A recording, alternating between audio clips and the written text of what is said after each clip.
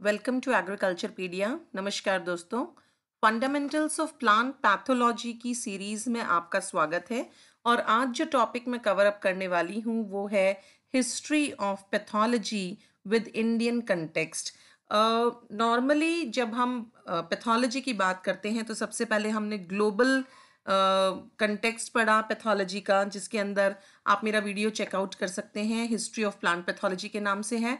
और आज जो मैं डिस्कस करूंगी स्पेशली प्लांट पैथोलॉजी इंडिया में कब से उसका आविर्भाव हुआ और क्या क्या वेरियस स्टेप्स फॉलो करते हुए पैथोलॉजी आज अपने इस स्टेज पर पहुंची है।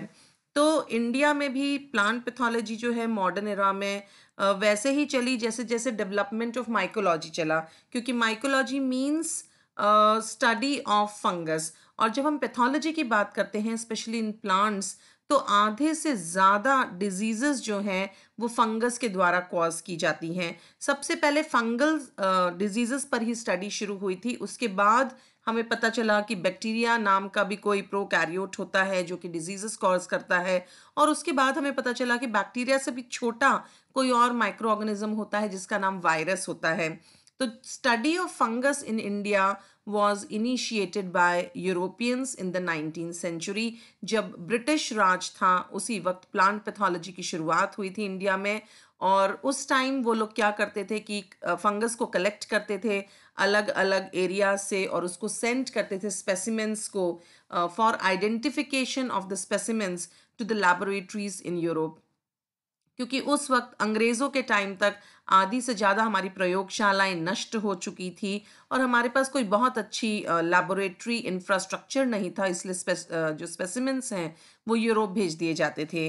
ड्यूरिंग 1850 से लेकर 1875 तक कनिंघम ने और बार्कले ने आइडेंटिफिकेशन ऑफ फंगस शुरू कर दिया था इंडिया के अंदर ही। और कमिंगम ने he made a special study of rust and smut, क्योंकि रस्ट और स्मट ये दोनों ही ऐसे ऑब्लिगेट पैरासाइट्स हैं जो कि बहुत ज़्यादा क्रॉप्स को नुकसान पहुंचाते हैं। उसके बाद दोस्तों KR कीर्तिकर एक बहुत ही इम्पॉर्टेंट नेम है इंडियन प्लांट पैथोलॉजी में। इन्होंने बहुत सारे फंगस के स्पेसिमेंट्स कलेक्ट किए और उनको आइडेंटिफाई किया।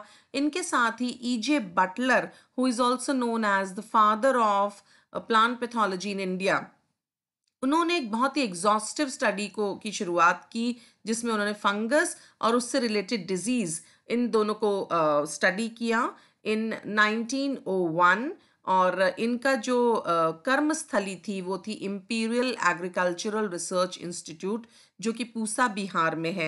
देखिए एक और IARI है जो कि इंडियन एग्रीकल्चरल रिसर्च इंस्टीट्यूट है, वो बाद में बना है।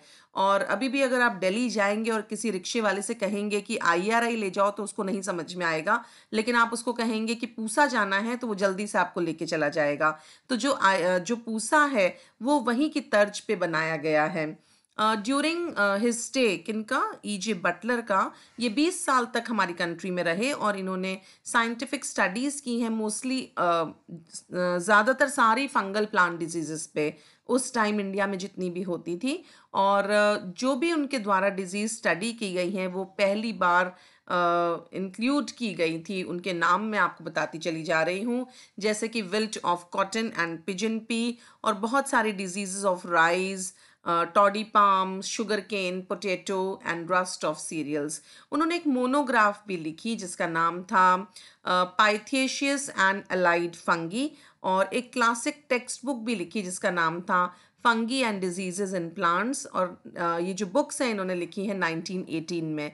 देखो दोस्तों, जो भी आप सब्जेक्ट पढ़ते हैं उससे रिलेटेड बहुत इंपॉर्टेंट जो भी बुक्स या पुराना लिटरेचर अगर अवेलेबल है तो उसमें बहुत सारे क्वेश्चंस बनते हैं, क्योंकि उस ज़माने में बुक्स की प्रिंटिंग और ये सब इतना कॉमन नहीं था। तो there were very few books on monographs on which we can count upon आज की स्टडी करते हुए अगर हमें हिस्ट्री जाननी है तो। इसके बाद इन्हीं के कंटेम्प्ररी एक और साइंटिस्ट आए, उनका नाम था JF दस्तूर, और ये बटलर के ही कुलीग थे। और he was the first Indian plant pathologist who is credited with a detailed study of fungus and diseases in plants. उन्होंने स्टडी किया फाइटोप्थेरा जीनस को और उसके द्वारा जो डिजीज़ कॉज्ड होती हैं इन कैस्टर एंड पोटैटो। और he is internationally known for the establishment of Phytophthora parasitica from castor. इस पर्टिकुलर फंगस पे इन्होंने बहुत ही डिटेल स्टडी की थी। इसी के साथ साथ डॉक्टर GS कुलकर्णी इन्होंने पब्लिश किया एक बहुत ही exhaustive information on downy mildew and smuts of sugarcane and pearl millet. और BB मुंडकुर इन्होंने अपना वर्क स्टार्ट किया on the control of cotton wilt through varietal resistance. और ये जो मुंडकर साहब हैं, he is also responsible for the identification and classification of large number of Indian smut fungi. दोस्तों, BB मुंडकर जी का एक और बहुत ही इम्पॉर्टेंट कंट्रीब्यूशन रहा है प्लांट पैथोलॉजी में, और वो है इंडियन फाइटोपैथोलॉजिकल सोसाइटी की स्थापना करना। और इन्होंने ऑलमोस्ट सिंगल हैंडेडली इसको 1948 में अपने एक जर्नल इंडियन फाइटोपैथोलॉजी के साथ शुरू किया। इन्होंने एक टेक्स्ट बुक को भी ऑथर किया जिसका नाम है फंगी एंड प्लांट डिजीजेस।